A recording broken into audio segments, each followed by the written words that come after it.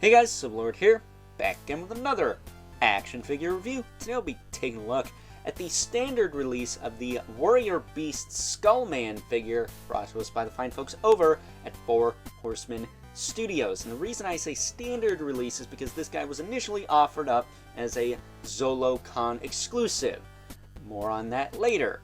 That said, I was lucky enough to snag myself one of these figures during the quote-unquote recent in-stock sale. I say that because it was a few weeks ago after all, on the store Horsemen website, and to my knowledge this guy sold out rather quickly, within 5 to 10 minutes or so. Not 100% sure why. There's nothing really new going on here other than the soft goods, I guess, but last I checked there were plenty of third-party companies out there that made quality soft goods pieces for Horsemen product. In some cases, even better than the Horsemen themselves. That's not a dig at the Horsemen, mind you.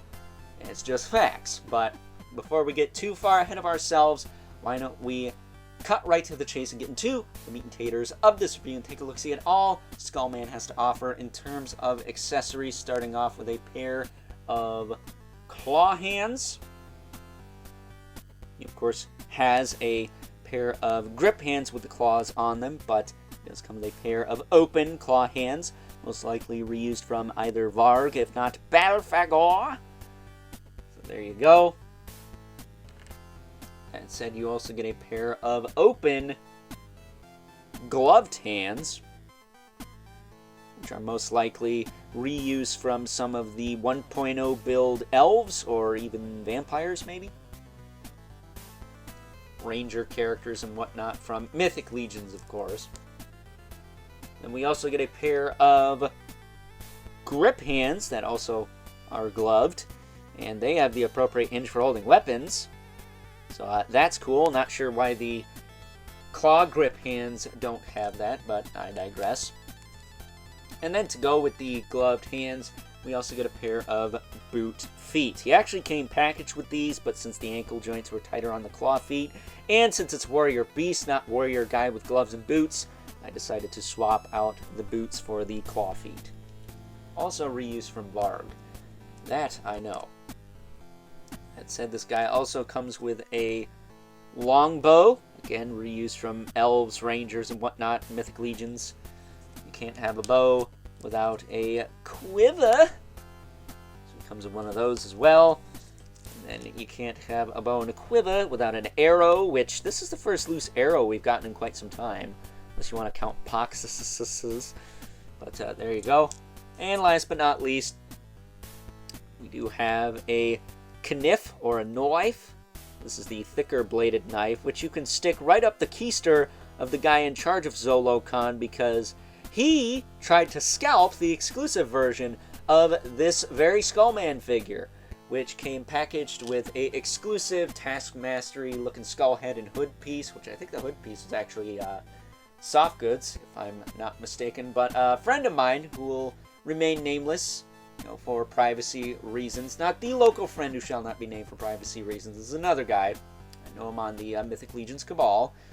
He tried to get me the exclusive version of good old Skullman here, and the guy at ZoloCon said they were sold out, and proceeded to list them on his website 2 days later for $85 when they only cost $50 at the show. So, yeah, what a great guy, huh?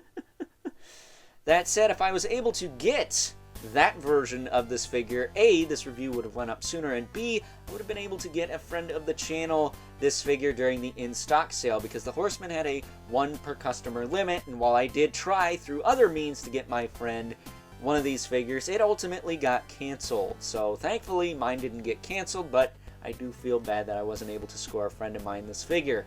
And I will say, it does kind of sour him towards the company and the line in general. So not the best situation there, but it is what it is, unfortunately. So, taking a closer look at Skullman here, we'll pop his noggin off. Take a quick look at the soft goods here. Line that down. First and foremost, he comes with this little collar piece, which I actually didn't know he had. I thought the cape was all one piece. But as you notice, mine does not have the wire in it. I took it out because it was broken right here. So this piece wouldn't sit right on the figure anyway. That said, I learned a trick in the Star Wars Black Series days to kind of soak soft goods to have them form fit over something. So that's most likely what I will do with that, unless I get a replacement piece, of course. And then we also have his cape, which thankfully didn't have any problems with this, other than I had a stray wire here. It was kind of poking through and not really sitting right. I just clipped that with my clippers. I poked it through the material, and that was that.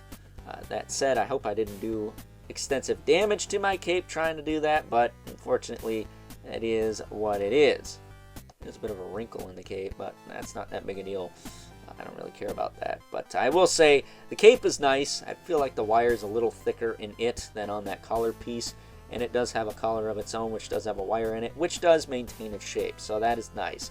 But I really think the Horsemen need to step up the wire in the soft goods, because it's just too thin to maintain most poses. And a lot of third-party companies are taking note of that and trying to improve upon that.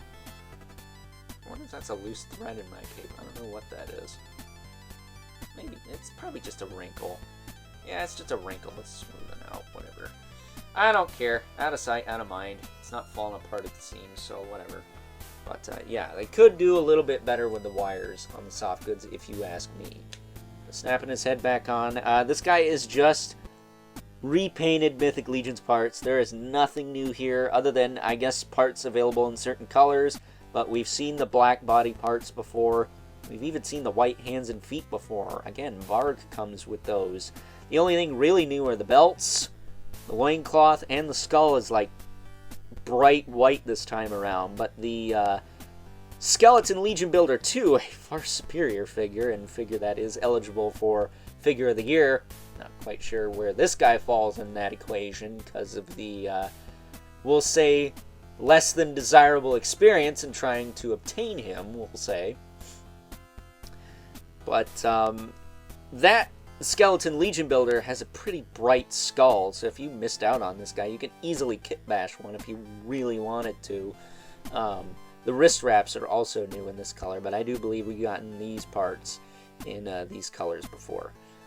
That said, as far as his articulation goes, his head will look up and down, tilt side to side. He's got the hinged jaw. He uses the Malleus head, so it's a head we've seen 100 times before. It's an exaggeration, of course, but you know what I mean. His shoulders will go up, back down, they will rotate. He does have a single elbow with swivel at the gauntlet, swivel at the wrist with a hinge. Again, be careful you don't pop the hands out when you're doing that. He's got a ball joint in the torso that can lean that far forward, that far back. Close your mouth, man. You're going to catch flies that way. You can also tilt side to side and rotate. Not the tightest waist peg, but not the loosest. Not worth replacing or anything. His hips, on the other hand, they kick out to the side really far and are nice and tight. I like that.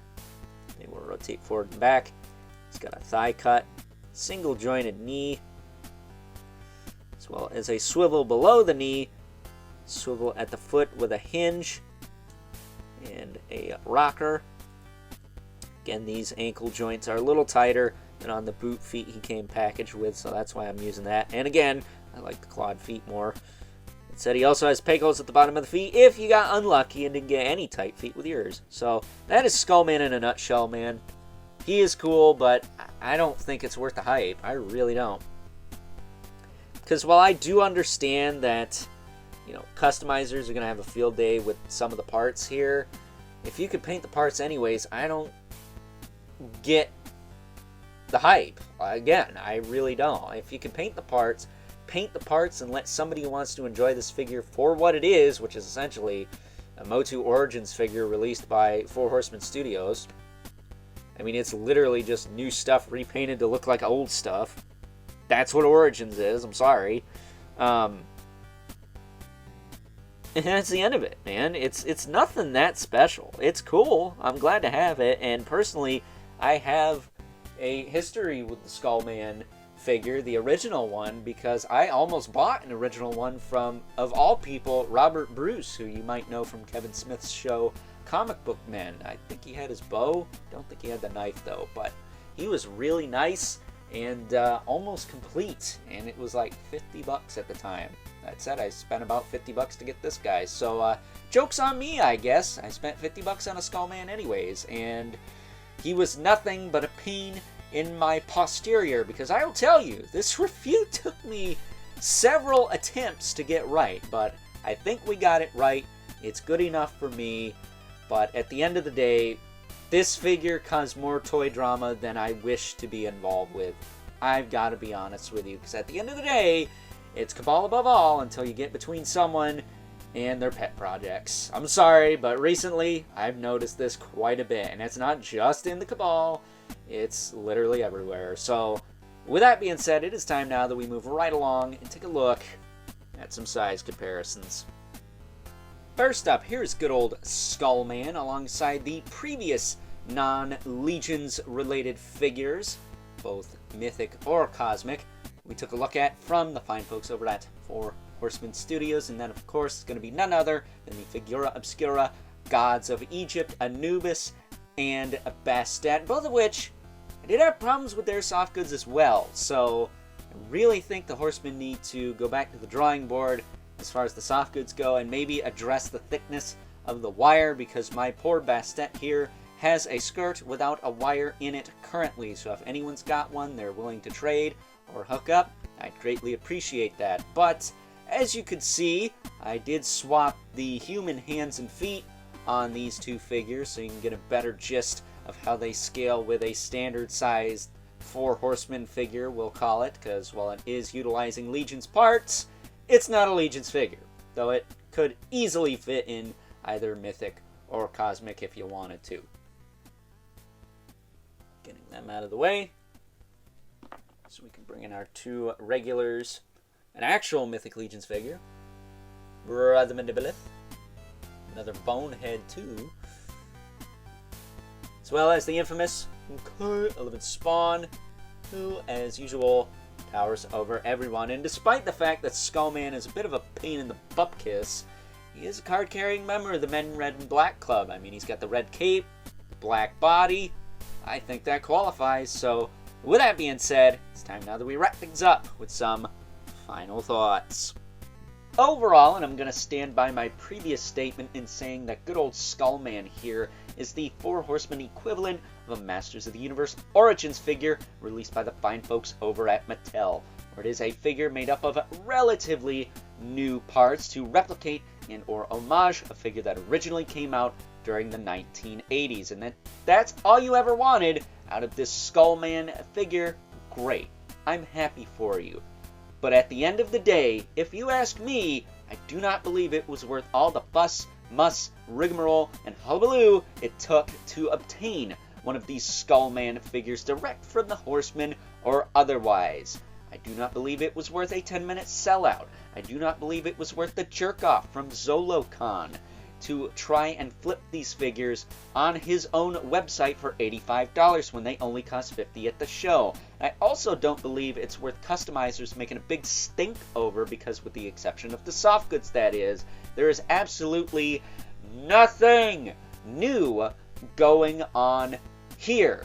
Not to mention there are plenty of third-party companies out there making, in some cases, better quality soft goods with more heavy-duty wires meant to actually hold and maintain poses. But as far as the plastic goes, there is nothing, and I mean nothing new going on here. Sure, we're getting parts and colors we haven't seen before, but if you are a customizer, why not paint them yourself and give someone who's not into customizing, not into popping and swapping and all that noise, a chance to obtain a figure that they want to keep and appreciate as the figure as it comes. Because I gotta tell ya, as of late, it's Cabal above all until you get between somebody and one of their pet projects. Then it's screw you, get out the way. And I gotta tell ya, it's costing the Horsemen sales, and it's turning a lot of people off from the line, whether it's Mythic Legions, Cosmic Legions, or otherwise. And I don't think any of us want that, do we? So, with that being said, I hope you guys enjoyed this review, for better or for worse. If you got a problem with that, suck it Last I checked, this was my channel, where I'm free to voice my opinion. And if you don't like it, there's the frickin' door. Until next time, I'll catch you guys later, hopefully on a much higher note.